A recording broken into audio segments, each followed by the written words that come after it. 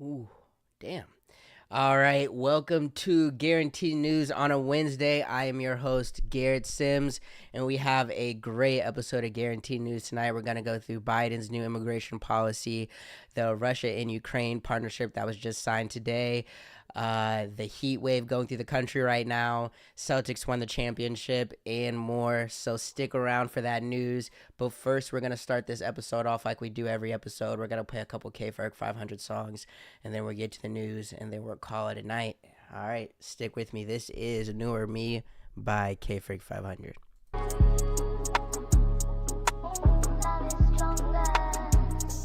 Directed by yours truly. Yeah. High as fuck, I had the two-lane switch. 2 cups like I got twins. She wanna know what the fuck I do. Wanna know where the fuck I been. Get your bitch in the bedroom like Beckham, make it bend. You know, little shawty, a big body bends, poking through the skin. How the fuck you thick and you slim? How the fuck he never put it down to let me hit it then? The first time I got it, it's like crack, I need to hit again. Made me float up in my bed, shawty wetter than a river bend. Stop at Dover Street Market, damn near through with Neiman Marcus. Pull up to the curbside, let the valet park it. Yeah, my old bitch, she got bird ties, we don't talk too often. Pull up in the coupe with frog eyes, sleeping while you walking. You ain't got the answers, that's what Ye said. I could never cut you off, cause you got great weight. Love when you walk, cause that shit moving like a shake weight. Plus you got great taste, and you know how to save face. We got rich as fuck just cause we had connections. Cut that nigga off, ain't past the intersection. You wanna get like me, then follow my directions. Just tell your niggas go and get it, count your blessings. It ain't about me, just about the team that I be reppin'. Go a little harder since the day I lost my brethren. She wanna crash out cause I don't want her, how you reckless. I wish that girl the best, cause she out here moving headless. I could've fucked your bestie by the way that she try to press me, but I know she moving messy. This V8, I'm gon' rev it. 1080 in the engine, 1080 for some shoes. You said that I was tripping, but niggas finished, nigga. Yeah. From time to time, I don't know what to do, so I don't do shit at all.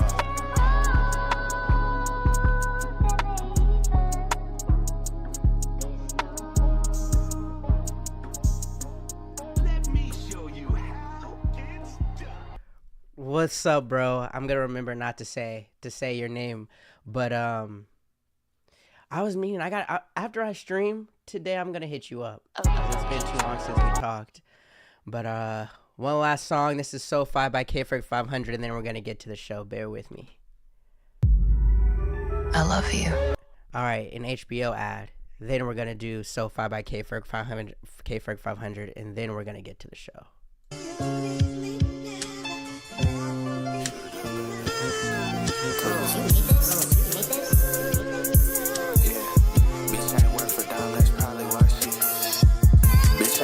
That's probably why she penny pinching. Nigga, I could die right now, your bitch gon' treat you like Will Smith. Nigga, I ain't worried about none of my white boys shooting like Rick Smith. I'm fresh as it gets, and your little bitch won't peel me out this Rick spit. God forgive me, know they truly filled with envy, I don't blame. Need a halftime show like Usher Raymond. I'm on half of a cup with a walk chaser. I can't even stand these niggas, I wouldn't tell no lie. I'm tryna get high, I'm finna pour this deuce when I get in SoFi. Yeah. AFWM ain't fucking with me. I'm so popped I can pop a wheel. Niggas fan do bump tryna hit a ticket. My price can't drop the ticket. Yo bitch, our bitch, these box she trippin'. Her pops was missing, and I was tryna get her a man, but she can't even keep her a nigga. Baby, I'm winning. I'm out there out with my niggas, and we on the route to the millions. She choosing niggas that got a little motion, cause she know I don't do shit for attention. Spend a little money and burger the last name that nigga gon' ever mention. Honestly, I had love for her, but I love Lil Waukesha more. I do. How the walk be giving me growth. I know the little bitch so bad I can geek whenever she posts. Yeah, if he can head a little more, I told him we up in the scope. Yeah, I told him we done when I say it. Baddest ones be in and out the club. I wonder who gon' say. Got my girl in the store and she done spent like 2K. She passed out 20 francs with capital jeans. My pants from Shibuya. You know I can't do nothing basic. Show these niggas how to run it up. This my little course, my demonstration. Make your move, and once you make your move, don't move with hesitation. Show me love, ain't got no option. If she look, she took our promise. Outside with the crooks and robbers. I got OG still on Colin. Call me if you got a problem. I'll pop my shit in designer. Bitch, we don't need no AP, cause all our shit is perfect timing. Bitch ain't worth a dime, that's probably why she penny pinching. Nigga, I could die right now, yo bitch gon' treat you like Will Smith. Nigga, I ain't worried about none of my white boys shooting like Rick Smith. I'm fresh as it gets, and your little bitch won't peel me out this Rick fist. God forgive me, know they truly filled with envy, I don't blame. Need a halftime show like Usher Raymond. I'm on half of a cup with a watch chaser. I can't even stand these niggas, I wouldn't tell no lie. I'm trying to get high, I'm finna pour this deuce when I get in so far. Recover. Hey, if Dub been made fucking with me.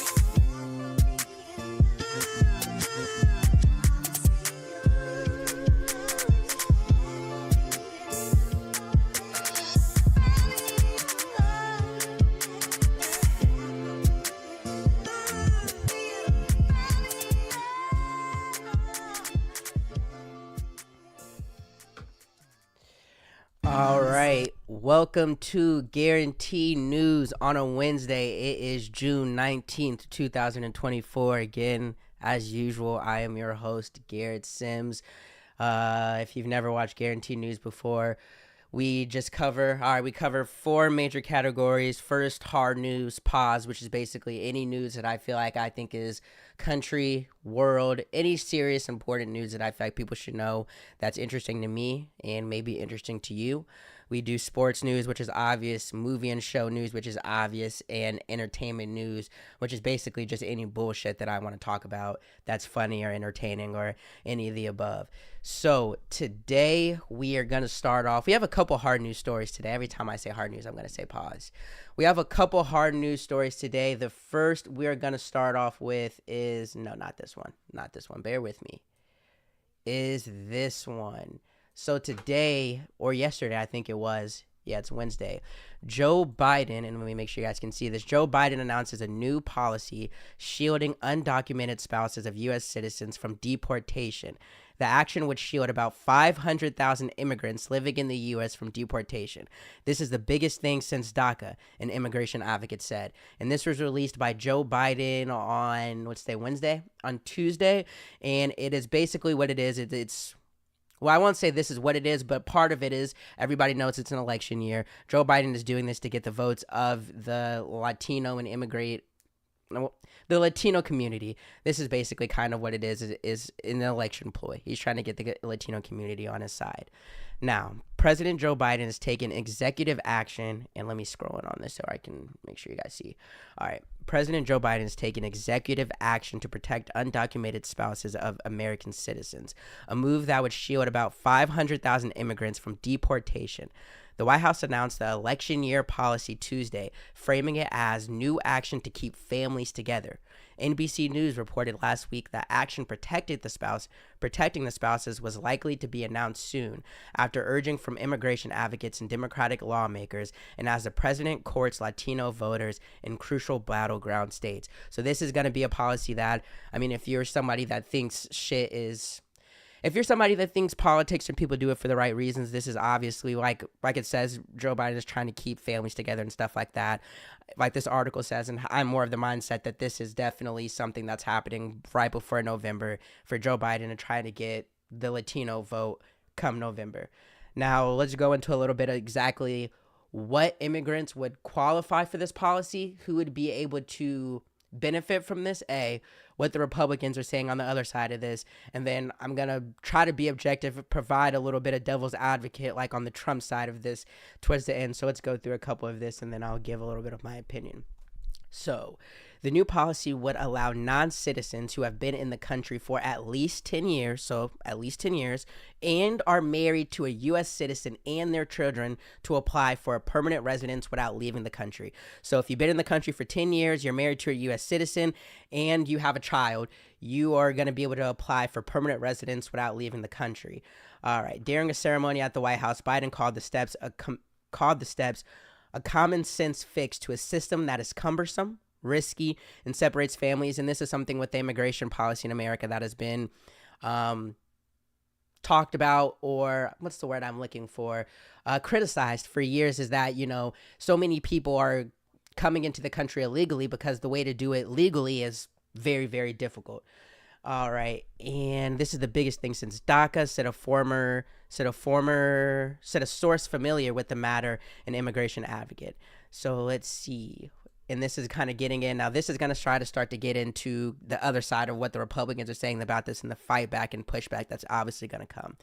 So, foreshadowing the likely battles to come over the policy, the White House was keen to stress that it has been tough on unlawful border crossings and has worked to dismantle people's smuggling networks. So they're trying to say, well, this policy is completely different than just letting illegal immigrants and illegal people in.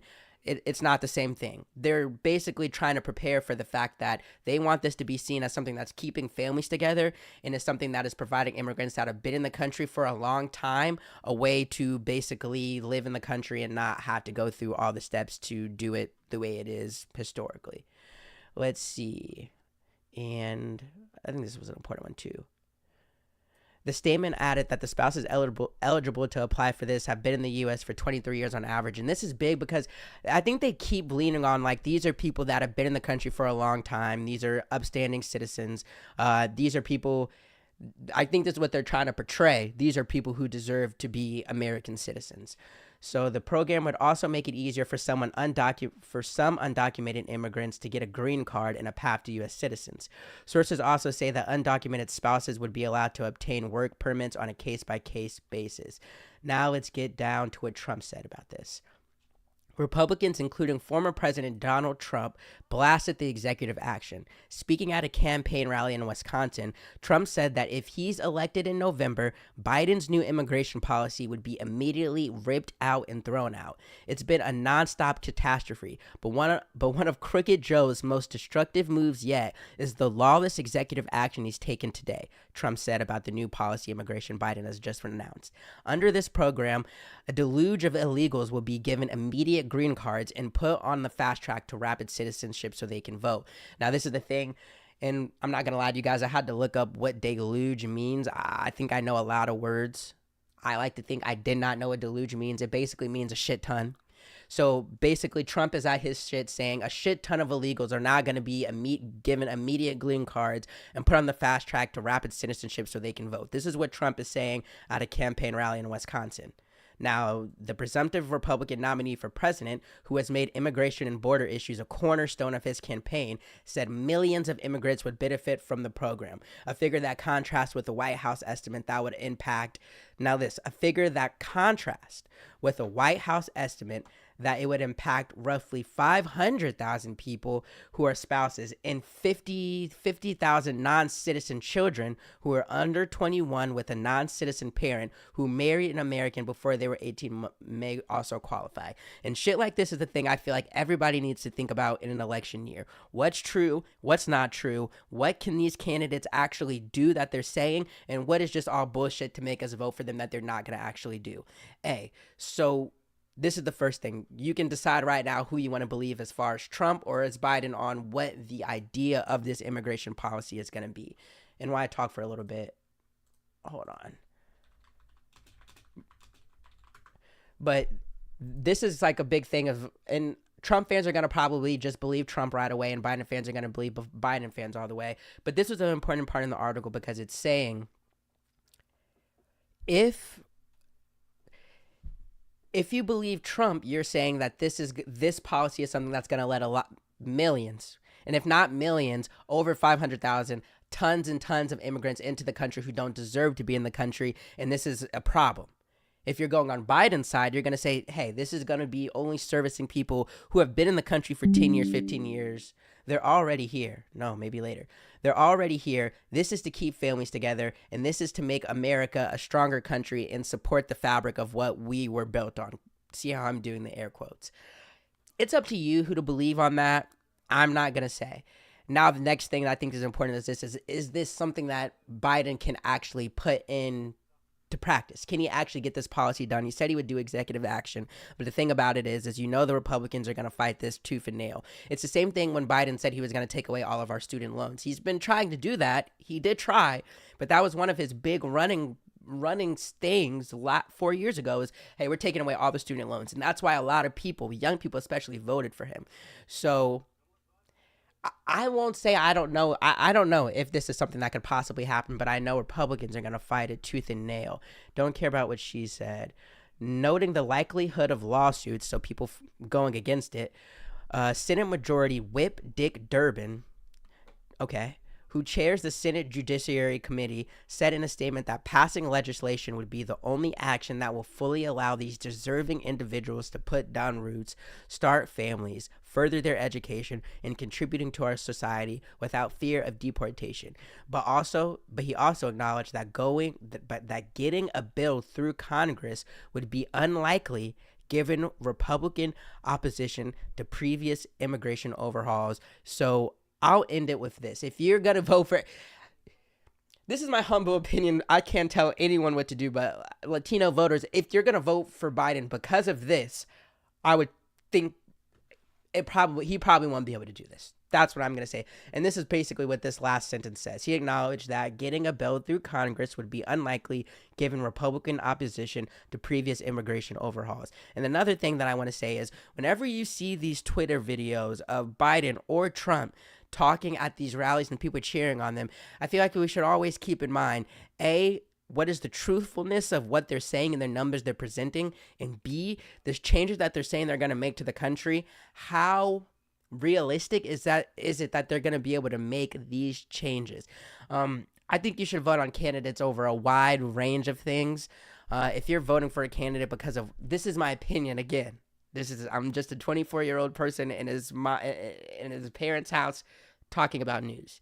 But if you're voting for any candidate because of one or two things, you have the opportunity to be very disappointed in that candidate in a few years. And I think that's what a lot of people have shown for Joe Biden, is a lot of people voted for him for a few reasons, and a lot of people now are unhappy with Joe Biden. That is the first story. Let's move on. Hold on, let me get a sip of water. They're definitely both puppets. You know, you saying that made me remember. There's a clip. Joe Biden, bear with me. Joe Biden announced this new policy, this new immigration policy, and I think he also had an event because it's been 12 years since DACA, which was brought up in this article as another immigration policy that was made famous by former President Barack Obama.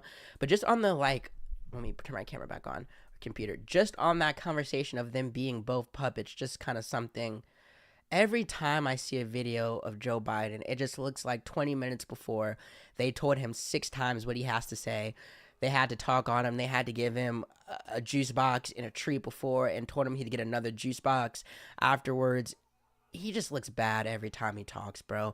Tell me if you think I'm wrong, but just even when he doesn't, let me just stop. Just look at this. A few days ago, we marked the 12th anniversary of taking care of dreamers that President Obama and I put in place. These young people known as dreamers, Hispanics, South Asians, and more, who came to America as children, only know America as their home, have been able to live and learn out of the shadows. So many of them have graduated from high school and college and are starting families on their own. We're a much better and stronger nation because of dreamers like Javier, who just introduced me. So today I'm announcing new measures to clarify and speed up work visas to help people, including dreamers, who have graduated from U.S. colleges and universities, landed jobs in high-demand, high-skilled professions. It's the right thing to do. A few days ago, we marked the 12th anniversary. He just seems old as shit, bro. Jesus Christ, it's just not gonna be any fun to vote, bro. It seems like he does, bro. I wouldn't be surprised if he did, bro.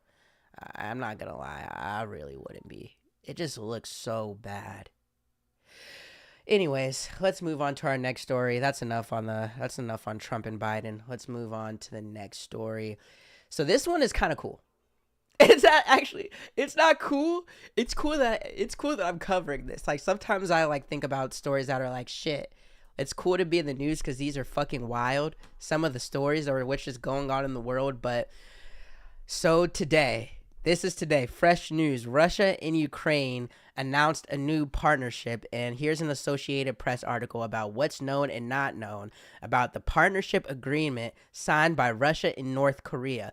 So Vladimir Putin, and I don't remember his name. Is this Kim Jong-un met today, and they signed a new partnership that includes a vow of mutual aid if either country is attacked during a Wednesday summit that came as both faced escalating standoffs with the West. This is, I'm not even going to get into what this is yet. We're going to just start off with the information. So, with this new partnership, there are a lot of questions surrounding the details of it. So, let's go into this a little bit. Both Russian President Vladimir Putin and North Korean leader Kim Jong-un say the strategic partnership they signed Wednesday is a breakthrough, but neither side has released the text of the agreement that resulted from their summit in Pyongyang, and its consequences for the near and long terms are uncertain. I apologize if anybody lives there. If I pronounced that wrong, my apologies. Relations between sprawling Russia and small, isolated North Korea, both of them nuclear powers, have warmed significantly in recent years amid Russia's growing economy with the West over the invasion of Ukraine and suppression of all domestic opposition. The new agreement could bring them even closer, of course it is, while also posing new challenges to the international community, aka America. Let's not play around with games. What's in the new partnership according to Kim and Putin? So now we're going to go over some of the confusions with this. What do they mean by aggression? Like what they mean by aggression when they're going to protect each other, what the other country would do to support them, and then kind of some of the other things. But let's just get into this. This partnership is basically what I've got from what we've read so far is we don't know a lot about it. It's a lot of questions behind it. We don't know the details of it. We just know that it has happened. Now, bear with me a little bit. All right, so Putin told a briefing after the signing that the comprehensive partnership agreement provides, among other things, for the provision of mutual assistance in the event of aggression against one of the parties to this document. The sentence raises an array of questions. What do you say aggression is? And basically what the article goes through and says that both countries use the word aggression very lightly. Let's see. North Korea has a broad view, describing them as an invasion of rehearsals. It often conducts its own missile tests or other military displays, nor do the so-called aggressions need to be actual actions. It has denounced U.S. criticism of North Koreans' human rights records as the main means of aggression. So basically, this is basically saying, like, hey, we don't know what aggression means, but from the history of these two countries, aggression could just mean talking shit about them and they don't like, and they'll say you're being aggressive. The real question is, what's the aggressive that's going to make me stand up? Like, if we're talking to two people and I call you a bitch, that's aggressive. But if me calling you a bitch isn't going to make you fight me, then it's not aggressive enough. Now, if I slap you in the face and then you fight me, that's also aggressive. Aggressive enough to make you hit me back. So I don't think they say, like, I think this Associated Press article it's trying to do its news, but it's being a little exaggerative when they talk about, like, how flimsy these countries are with aggression. Obviously, if there's someone, well, I won't say obviously, but I don't believe if by aggression they mean someone saying anything bad. I think they mean, like, war. Bombs, foots on ground, cyber shit, nuclear shit. Those are aggressions, or the threat of that. So I think that's what they mean. Let me see. Would you rather live in Russia or North Korea? I would definitely rather live in Russia. I'm not going to lie. As a black man, neither, but I'm going to go with Russia. I would rather live in Russia. All right. So let's go. Russia has predicted the war in Ukraine on purported plans by NATO to commit aggression from Russia from its neighbor. Putin also once called the 2014 demonstrations that ousted Ukraine's Russia-friendly president as an aggression. So yeah, they just use that aggression word very often.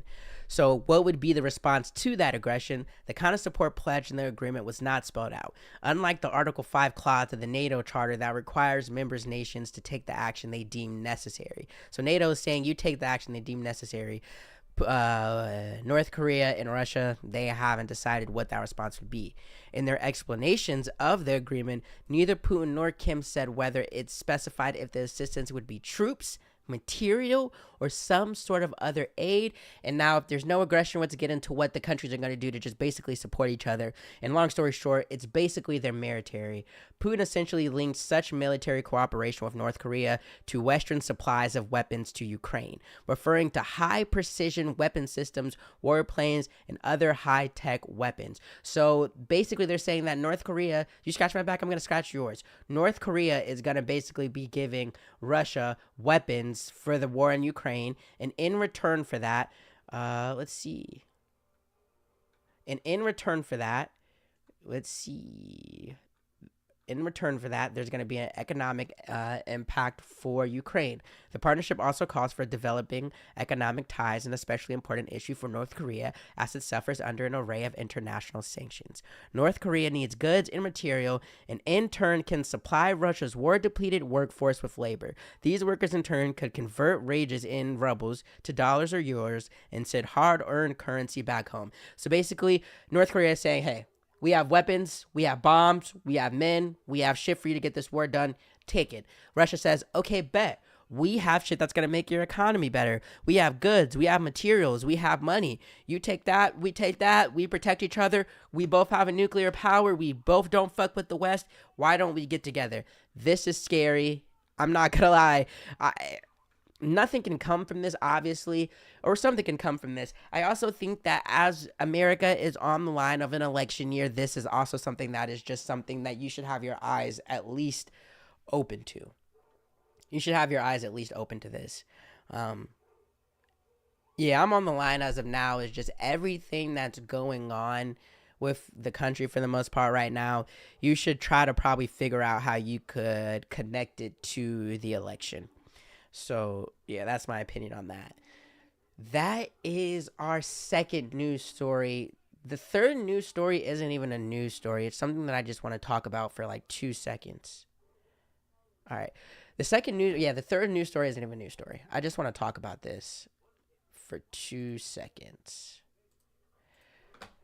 I live in Indiana, and it's been hot than a bitch here all week. The type of hot where you even go and sit outside and just breathe and you start sweating. I fucking hate it. So I just want to show this Associated Press. The article says, what's a heat dome? Why there's so much of it? What's the difference between a heat dome and a heat wave? Long story short, a heat dome is the shit that's happening in the atmosphere that's creating like this fucking heat dome that's warming the planet up. The heat wave is how we as humans feel the effects of the heat dome. Heat dome gets created. That in turn creates a heat wave. That's what I got from reading the article. So much of the Midwest and Northwest is broiling or set to broil in extreme summer heat this week. Meteorologists are talking about heat waves and heat domes. They say it's helpful to think of a heat dome as what's happening in the atmosphere, and a heat wave is how it affects people on the ground. The only thing I want to show you guys is these fucking maps of what the country is gonna be looking like for this week. Okay, so yellow's minor, orange is moderate, red is major, purple is extreme. Again, and let me make this bigger. Again, is it not? I'm from Indianapolis, Indiana. That is right here. It is red yesterday. Major. Hot as shit, I'm telling you, I can tell. June 19th today. Major. And see how this looks like one of those fucking storm fronts. Let me just do it fast. Look how that yellow is just covering the country. Look how it's in purple. 21st. This is the June 21st. This is Friday. The worst hasn't even came from Indiana yet. Let me check and see what the weather's going to be like Friday as I'm reading this. This shit's fucking disgusting. Hold on. It's currently 85 degrees right now with a severe air quality weather alert. These conditions are expected to last until 1 a.m. Friday, June 21st. What does it feel like outside? All right. Feels like 90 degrees. It's 85 degrees. Tomorrow is going to be 93 degrees. Friday is going to be a high 94. Look how it's just covering the whole country. This is saying that it's going to be lasting until Sunday for the rest of the week. So what's today? The 19th. Tomorrow, pretty much the entire country is going to be in at least a minor heat risk, like a heat wave thing. And starting tomorrow, my home fucking town, Indianapolis, is going to be getting fucking some of the worst of it. And the Midwest right now, like, all I'm going to say with this is, bro, if this shit becomes normal and every summer is like this, we're cooked. Literally. That's all I have to say with that. All right, now let's move on to sports. The Boston Celtics won the NBA Finals. The Celtics won. Let me go to the game. Let's see. All right, so the Boston Celtics won the NBA Finals. If you can't tell, I'm fucking sad. I had the Mavericks winning in 6, I think. I definitely didn't want the Celtics to win. Let's see. Tatum had 31, Brown had 21, 11 assists, 8 rebounds for Tatum, 21 points, 6 assists, 8 rebounds for Brown. Derek White had a great game, chipped his tooth, still stayed in the game. That was dog shit. 14 points, 8 rebounds. Drew Holiday, 15 points, 11 rebounds. Everybody came to play. They won 106-88. They absolutely slapped them. Absolutely slapped them. Let's look. Let's see. Luka had. Let's look at Luka and them. Luka had 28. Kyrie had 15. PJ Washington 4. Let's just start off, I guess. So let's start off with the Mavericks with all of this, okay? Kyrie Irving must have had some type of bad juju, some curse, something. I know he does sage or something and all that good energy. He had to do the exact opposite with Boston. He can't play for shit in there. He was being affected, and the moment definitely is too big for him. There's something with him in Boston. Maybe he did like a spell or something where it's like, if I get my career turned around or I get to leave this place, I'll never play good, but I'll be I don't know. But the fact that he can't play well in Boston is insane to me. A. B, I think Luka's going to be back here again. They made it to the Western Conference Finals a couple years back, and I had the same feeling that he'd be back there again, and he got back and got further. I don't care how good and competitive the West is. People said the West was good and competitive 2 years ago when he got to the Western Conference Finals. Luka has that mentality, which I think is the most important part, and which I don't think a lot of NBA players have, just that like dog mentality to win more than anything. I think Luka has that. There's other players in the West that have that, but I see the Mavericks getting back to the finals, and I do think Luka will win one. He'll win one, and he'll learn from this, just like he learned from the last one. Now, Celtics. Jason Tatum is corny than a bitch. Jaylen Brown won the MVP, and he completely deserved it. It should have been him. And now let me just play this video just showing how corny Jason Tatum's ass is. You know, and no disrespect, bro. But, like, come on, cuz when I show you this video, the shit he was on, it's like, why, bro? Why? Why? Let me find this. Bear with me. Alright. We did it! This nigga, bye. Let's see. Corny ass. Like, this shit's crazy. Look at this shit. We did it. We did it! Anything's possible. Anything's possible! They gonna say now? What they gonna say now? What are they gonna say now? What are they gonna say now? I know everybody will wonder what would happen if we didn't win.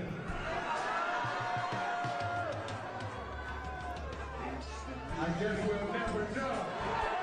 Everybody wants to know what I would do if I didn't win. I guess we'll never know.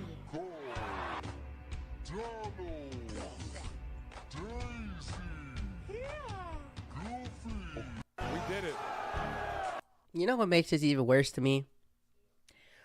All the work that you put in, all the emotion, all the backlash, everything that's gone up into this moment of you winning a fucking NBA Finals, an NBA championship. It is the fucking Everest of your career, of your fucking line of work. And you're not even in the moment. You're over here trying to do fucking cool one-liners and shit. Ah, come on, cuz, bro. Like, if you doing this now, you do this shit every day. In my opinion. I can be completely wrong, but, like, nigga, if you doing one-liners, this is like me winning, like, a Pulitzer Prize for journalism. Or, like, getting, like, a $100 million contract for GS Studios, and, like, when I'm talking, I'm, like, trying to do one-liners from people I've heard and not just, like, being happy in the moment. Like, if you're not in the moment right then, nigga, you're never in the moment. You're probably like that every day. That's just my guess. I could be wrong. This shit look crazy, though. I can't lie. This is some light-skin shit. What do the kids be saying? How do they be saying on TikTok? This is, like, minus a million riz. This is minus a million riz. No cap. Minus a million riz. Oh, yeah, and the last thing I want to say with the Celtics is the people saying that this team is a really good team, 2P all-time team. They could run it back. I don't think they're going to run it back. Knicks are going to get better. Pacers are going to get better. Those are the two. Milwaukee Bucks. So, yeah, I don't see the Celtics running this back. I also said the Mavericks were going to win in 6, so take that as you do. And let's see. You know, I'll do this now. I'll do this now because we're at 34 minutes. I made a great time with this show, with this episode. So let's see. All right, let me go back to Twitter. Bear with me. So let's see. Another thing, bro. My baby Cameron Brink suffered a torn ACL in the game last night, bro. Moment of silence.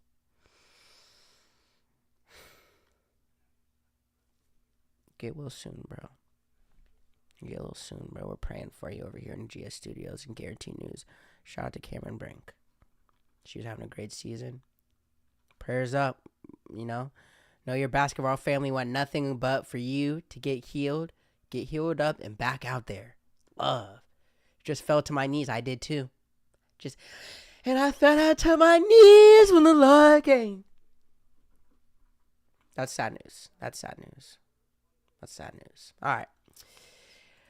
We are going to do another cool tweet. You know, we're just doing Garrett's cool tweets right now. Viewership of the premiere of House of Dragons Season 2 is 50% lower than the season premiere of Season 1 in 2022. 1.3 million U.S. households watched the Season 2 premiere on HBO Max on the initial first day compared to 2.3 million for Season 1, so that's half that didn't watch. The reason I'm going to save this is because hype. The hype around that first season of House of Dragons was absolutely insane. Getting new Game of Thrones, getting new content, Targaryens, we had never heard about them. The hype about that is fucking insane. On the flip side of that, it's been 2 years. The hype is gonna die down. That's just natural. I feel like a lot of those 2.3 million that watched season 1 2 years ago on the first day, I guarantee, or I guess the 1 million that's not there for the season 2, I bet a lot of them, at least half of them, so 500,000 are probably watching the first episode sometime this week. That's just a Garrett guess. And then the other thing, like people who think this episode wasn't good, I think it was. Let me see what the Rotten Tomatoes rating was for this episode.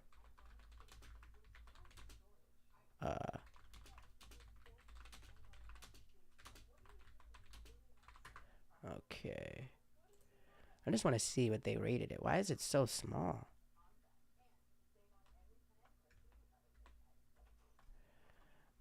Let's see. Really? Hell no. Wait.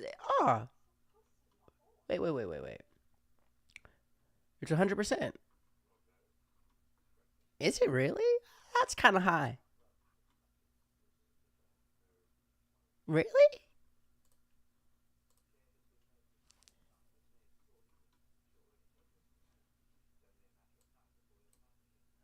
That seems high as shit for some reason. I want to give it 100%. Nigga, are you serious?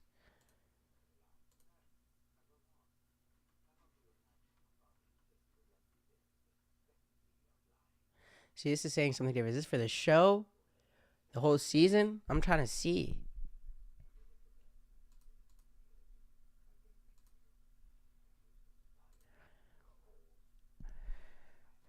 I mean, let's just read a couple ratings.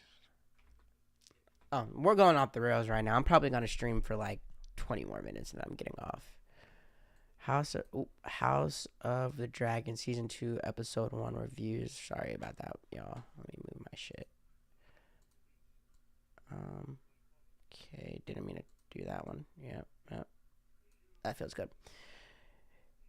Beautifully shot, impeccably acted, emotionally intense, music, but still essentially scene setting for greater things to come. This is perfect. 3 out of 5. I agree. Even as it thrusts viewers back into the world of fire and blood, A Son for a Son starts out slow, admittedly for a good reason considering where it ends up. She's a top critic. Her score is a B-. This is not a show about existential threats. This is more a contained story about the small and often petty grievances, misunderstandings, and ambitions of a small group of people painfully aware of history's weight or desperate to slip its bonds. You know, I think this is the best one. It's beautifully shot, impeccably edited, emotionally intense, mood music, but it's still essentially seen standing for greater things to come, and I think that's what's going to happen. So if you didn't like the first episode, I think it's probably because you still feel like it's setting up the war. I feel like for that reason, you should like the rest of the season, because I believe the war has begun. It's officially begun, and now it's just fucking action. No more setting up. All of season 1 of House of Dragons and season 2 episode 1 was setting up the war that's going to be happening between the Greens and the Blacks, and that war I hope is starting on episode 2. Now if they waste more of the season in the episode with setting shit up and not war, then I can see a lot of that conversation about how season 2 has been boring. Now let's move on again, because I'm losing my focus, because I was supposed to be looking at something else before I got caught up in this House of Dragon again, but I saw that tweet, so it made me do it. Shit, I'm fucking shit up. My bad, y'all. All right. So where was I gonna go next? I'm fucking up. I'm really not fucking up. I actually feel like I've done a great job on stream tonight. I'm gonna play this Drewski. Am I? Do I want to? You know what? No. I'm going to wait. I like 40 minutes for guarantee news, This is the best episode I think it's the most, like, together, like, compact episode that I think I've done, which is what I guess I wanted to do. I want to get people out of here in 45 minutes. So I think I did that. Thank you for watching Guarantee News on a Wednesday. I appreciate it. Same as always, if you watch for a minute, a second, an hour, it means a lot to me. It really does. You guys have a great night. We'll be back on Friday with more streaming, talking about more shit.